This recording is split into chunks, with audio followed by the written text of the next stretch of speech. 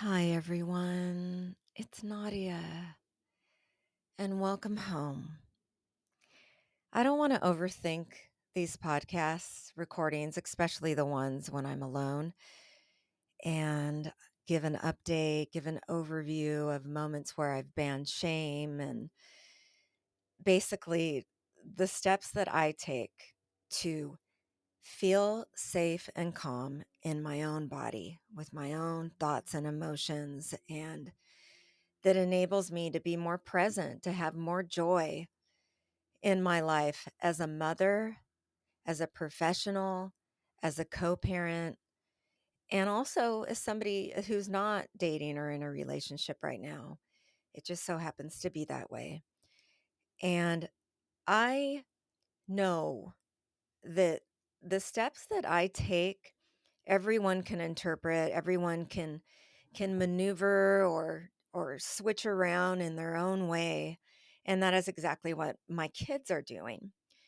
What helps me to create a safe space where I can cry and be vulnerable and share and have unconditional acceptance and love within myself that I hope to share with another. What helps me is breath, sound, and a level of mindfulness where I can recognize when my mind is in survivalist mode. And what do I mean by that? I mean, our minds are like ego identity centered, and we believe we are these bodies and thoughts the vast majority of our life. Thank God I learned that we are much more than that. We are infinite beings, whole, divine, and complete, who happen to be carried in this body with these thoughts. And so when I can see, okay, I'm in this mind because it's helping me survive, most of my thoughts are fear and judgment based. I can recognize those fears and judgments. And then instead, I can choose love. Love is recognizing them. Love is soul. Love is just that unconditional acceptance. And I do think that I'm at the point in life where it's enabling me to really offer and give unconditional love and presence, most of all to my kids, but also to others in my life because I'm able to recognize when they are in it. Now, nothing is perfect, nothing. I fumble all the time. And so here I'm going to share on a weekly basis different stuff that has come up. This is marking the first almost month of the podcast, and I am like blown away by how everything has transpired. The book was released in late April, and it's what, 5 months out, and there's a podcast. I was invited by the Mind Body Spirit FM network. It's nothing I would have ever done on my own. They take care of the distribution. The company Book Buddy that did the audiobook is the one that does the sound engineering. And so everything really just transformed organically. And I couldn't be more thankful to all of you who are here listening to be part of this phase of building a home within us. Last month, it seems that a lot of settling in occurred. There was a new schedule implemented between my children's father and I with the little one schedule. And I now have overnights consecutively, and it has made such a significant difference. And somatically and just overall, especially kids, they need time to adjust to the energies of the adult people raising them, to feeling stable and secure, and then to really like take it in their whole selves. And I really honestly feel like over the last summer that happened with my children. And overall, their anxiety, their behaviors, just their anxiety lowered, their behaviors improved, and that is what I want to focus on today. That, as well as the interviews with my oldest son, Diego, on the podcast, and where he shared his ways of increasing his mindfulness to watch for those thoughts that can lead into shame. Why do I want to focus on those two things? Because generationally, I believe I'm so full of gratitude. I believe that those are two beautiful examples of what we should measure as generational progress. Why? We're in the midst of Latino Heritage Month. And of course, I think of my dad. My dad's amazing story is the entire longest chapter, the first chapter of Home is Within You, a memoir of recovery and redemption. And that is where I could start writing my own journey. It was to write my father's, another person's story. And it has such amazing, very interesting historical facts about that time in California, in the States, when there was segregation, discrimination. And my father's story, like so many others' stories of that time, are so awe-inspiring. If you listen to the first episode, I give an overview of his story. And I explain how he, as well as my father, Wallace R. Davis, survived so much being orphaned, having no father present, being discriminated against, and more. He survived by using a grin and bear it mode. A grin and bear it mode of pick yourself up by your bootstraps, don't feel anything, don't show your emotions, and just keep going. Grin and bear it, I say, yes, today.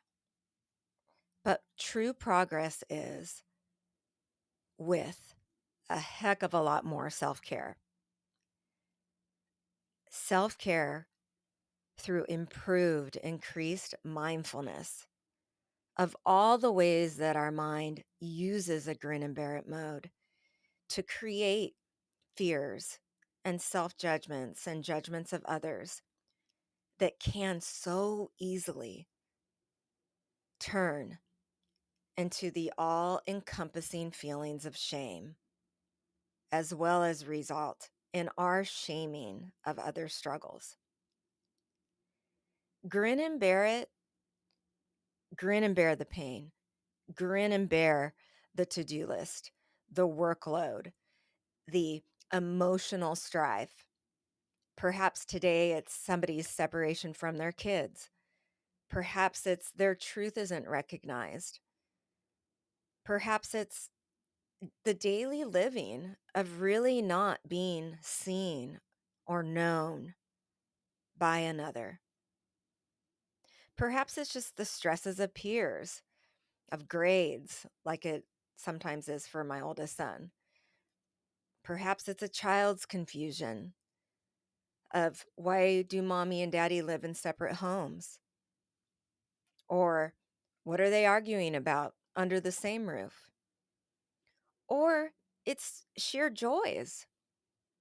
It's sheer joys and things that one wants to explore, yet feel so alone in their own little world in their head, which is okay. We wake up, we start another day, and we quote unquote grin and bear it. The existence of being a soul in a body with a mind. I challenge all of us, me personally, in this Latino Heritage Month, to truly honor my father's legacy by continuing on a path that, yes, grins and bears it through triggers, psychological, chronic pain, or alcohol related, I will grin and bear it. But in the past, doing that alone got me in trouble. The middle of the book has so much a part of that story, a part of that phase of the story where there's a chapter titled,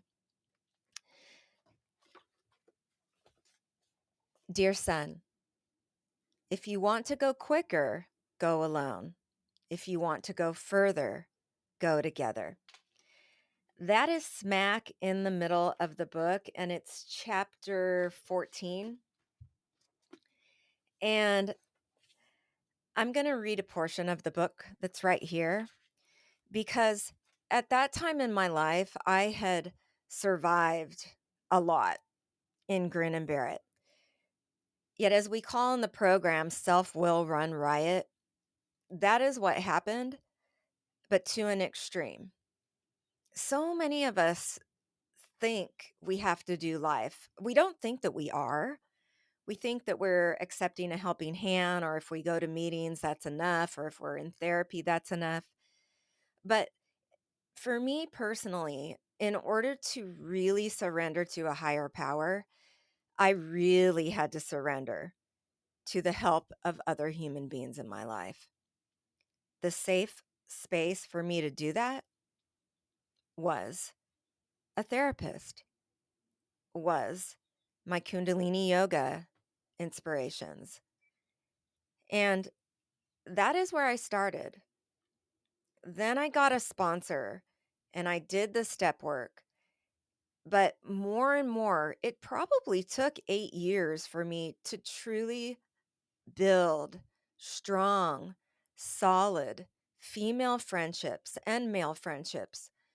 But there's only a handful that are really sacred to me, where I feel on a moment's notice, I can pick up the phone and be however I am going to be. Whether I'm frazzled in a flashback, which hasn't happened in a very long time, whether I'm tempted to pick up a drink, which hasn't happened in a very long time, whether I'm in so much physical pain that I can't work. I know that in this body and mind, I can relate with another body and mind that gets it, that won't judge me. And I know that they feel the same.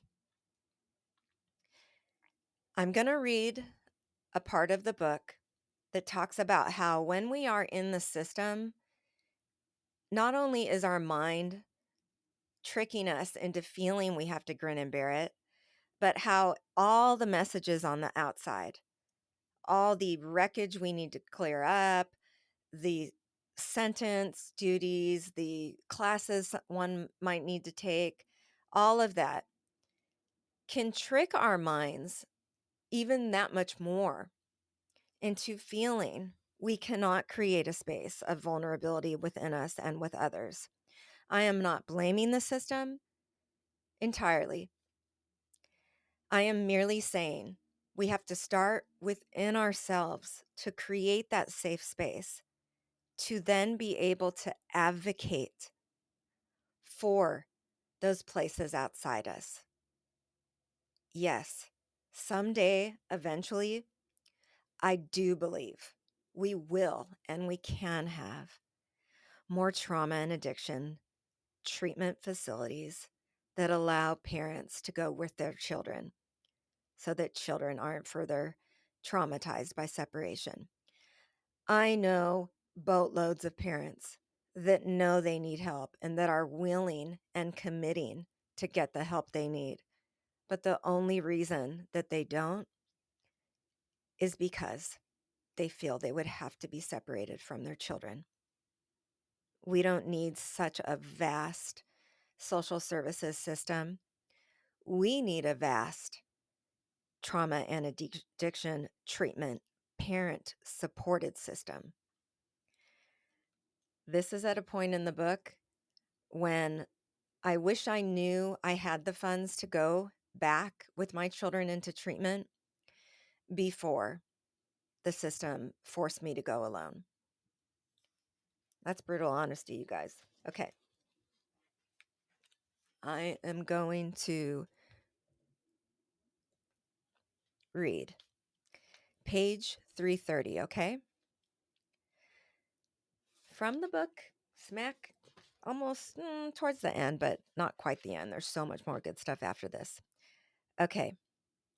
No judge or social worker wants to hear, "I'm in a depth of emotional, mental, and physical pain and need a way out. Please help me stop my mind from convincing me a drink is the only relief out there." They'd simply say, "Lock her up and take her children away," adding to the factory line of generational trauma, addiction, and shame. If you really want an answer to the question, why does he do that? Then ask that person. Allow them to be vulnerable. Allow the truth to come out. But can you handle it? Probably not, because then you'd have to admit that those causing hurt to others need to be permitted the space, time, and place where they can be vulnerable and heal without fear of their children being taken away, of the system's judgment and shaming. Don't tell me it isn't possible. It can be done. Then and only then can the cycle stop. I'm sick and tired of the system banishing vulnerability. When will they give a mother and her children, a father and her children, the opportunity to get, stay, and remain somewhere safely together and supported for as long as needed? When will judges and social workers say, "I see you, I hear you. We're sorry we keep banging your head against the wall. Here's the support and help you need to get out of hell. Go with your children and you won't go to jail. And by the way, the man that hurt you is being punished instead." Why not provide daily coaching, counseling, a mentor for both child and parent, daily workshops where sobriety is the requirement? I know it's insane to think this could happen, but we can't sentence mental illness and think that will cure it. If this sounds like pure blame, well, I include myself in it. I am pissed off at myself for all the unhealthy choices. I am pissed off that my children had to carry the toll. I am pissed off it took so long to find a place to heal. I failed the system time and time again. I admit it. But something about saying that doesn't feel right, too. Something about it ignores the underlying truth, the important space between stimuli and response. Whether it was the doctor's reckless actions ignored, carrying the pain of losing those I love alone, the shattering of my body by a big rig, the bad guy never prosecuted, the press's shaming, and more, I responded to each with unhealthy choices. But what happened in the middle? What happened in my head, heart, and psyche? For many, like me, it's called all-consuming feelings of shame, fear, and resentment. What can be done to give those less power? Being able to discover a home within that keeps those mind-made emotions in check. But we can't get there unless we are allowed the journey. We can't force people to act okay, to be stamped okay, to be with loved ones. It forces going alone and quicker. It doesn't work. We have to go together through the middle so we can go further in the end. Dear son, please know, whenever you are in pain, I am here to hold space for you, to be vulnerable. Acknowledge your truth and find freedom through it. The wisdom is in the middle. You don't have to go alone quicker and act okay if you're not. Please go together, dear son, so you can go further and wholeheartedly in your truth. Love, Mom. That is on page 30, 330 and 331 in Home is Within You. Available now anywhere books are sold and on Amazon. The audiobook, the whole entire book narrated by me. Why did I read that part?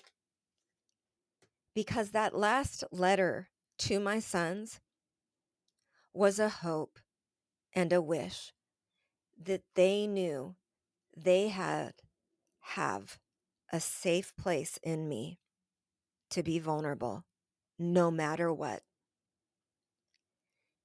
A couple weeks ago, my oldest son was not listening when it was time to get in the car to go to school. I asked several times for him to put his tablet down, and he would not. I simply explained, okay, you are making a choice, with the statement that he would not get it back after school. I walked my one son down the stairs, the front entryway to my place, and I gave the other twin another warning. As we walked down, he was upset. He did something. I heard it. And then he came running down immediately, holding a shattered tablet in his hands, bowing his head down in tears, seeking a safe and warm place to show and share what he had just done with his feelings.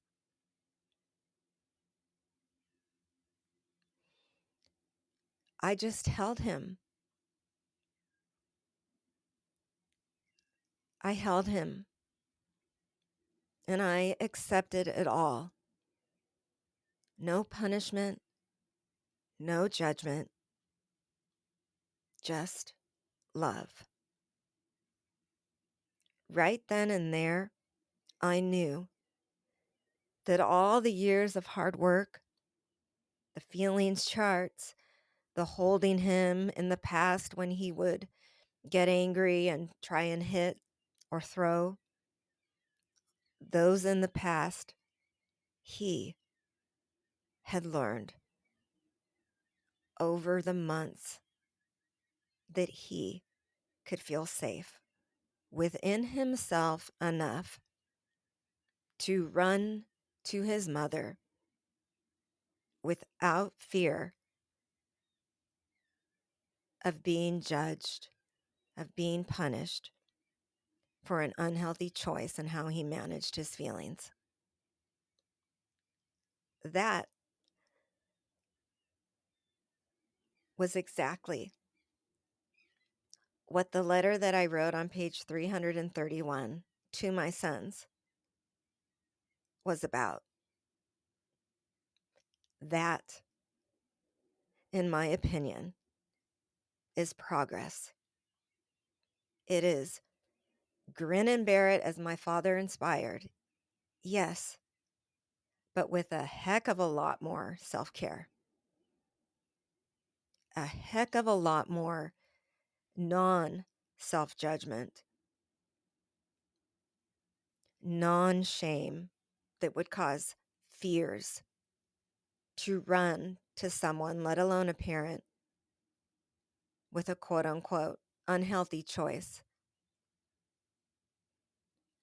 Maybe someday, maybe someday,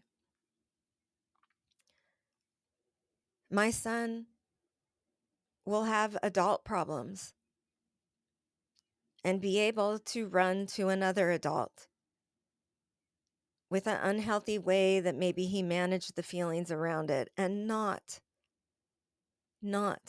have his own fears and judgments prevent him from reaching out for help. Hopefully, he will have attracted more people in his life that can provide that safe space. But most importantly, as the years will pass, he will hopefully have created a home within himself that is fortified to not harm himself in those moments because of his feelings, because of an unhealthy choice, like I did in my own past, like my father did in his past. Lack of self care in a grin and bear it mode caused him, my father, as well as I, to run to stand still in solely body and mind and to not do what my youngest son did. My youngest son run to another for help and support with an unhealthy choice. That is progress. That is honoring Latino Heritage Month. In addition, the first episodes after I give an overview of my story are with my oldest son, Diego. Diego is an astrophysicist student at Cal Poly SLO and 20 years old. And we really didn't have a script. We didn't have any kind of roadmap for what we were going to talk about. He has read the book in its entirety, and he was the most important person whose opinion I cared about. And he has found his own way of creating mindfulness, of watching his own thoughts that he shares in those podcast discussions. And I really encourage you to go listen to them. He shares how he uses the scientific method. I wrote it down here. He uses the scientific method, and what he does is he's an astrophysicist, right? So he uses the scientific method to first observe his feelings, observe his surroundings, observe what's going on. He used an example of, nervousness going into the first day of a class in this quarter. Then to question what he's observing, what he's feeling. And then to analyze the feelings, analyze it. And he says, I am nervous, to come to conclusions. I am nervous, but I am not a nervous person, is the example he gave. And he also talks about diving in to what he says is our innate curiosity. We all have an innate curiosity. It's the gorgeous part of a survivalist mind. When we dive in to that curiosity, that awe, this is the soul speaking, in my opinion. This is the part of us that is like the real, core, innocent child in all of us, seeking truth, seeking authenticity, seeking connection, seeking joy. And Diego listens to that curiosity and feeds healthy habits like a space simulator where he's creating galaxies. And in those times when he is doing these fun hobbies, it quiets his mind. It gives a separate space from studying and going to class that is kind of a middle ground, I believe, for him when he shares, to just quiet the mind and be a better scientific method uh, applicator. So everyone can have their own way, ultimately, of building mindfulness, of becoming aware of our survivalist mind and fears and judgments, and of getting into a space where we can choose love. Right in the middle, we see the thoughts in our body. Right in the middle, we see the only truth, our soul. That is home. That is home. And I am so grateful today for everything happening. Book awards, an honorable mention in the International Latino Book Awards for nonfiction, only two of thousands. And Home is Within You being the recipient of the New York City Big Book New Nonfiction Award. Blown away. Chosen to be recognized in Who's Who America. All these things on the outside, yeah, sure. There's progress professionally, maybe. There's progress, looking at me in terms of it's not an arrest photo.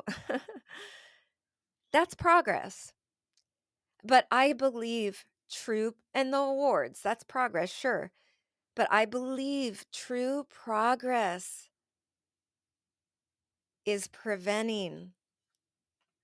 helping my children to prevent, letting their minds take over and creating a safe space within themselves so they can truly thrive in their element and not solely a grin and bear it mode. When we are centered in a home within, life isn't lived that way.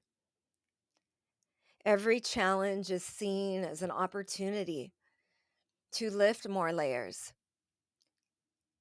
I have not had a fear of a trigger of heartache pain for the last recent months from a heartache a year ago. And I know why.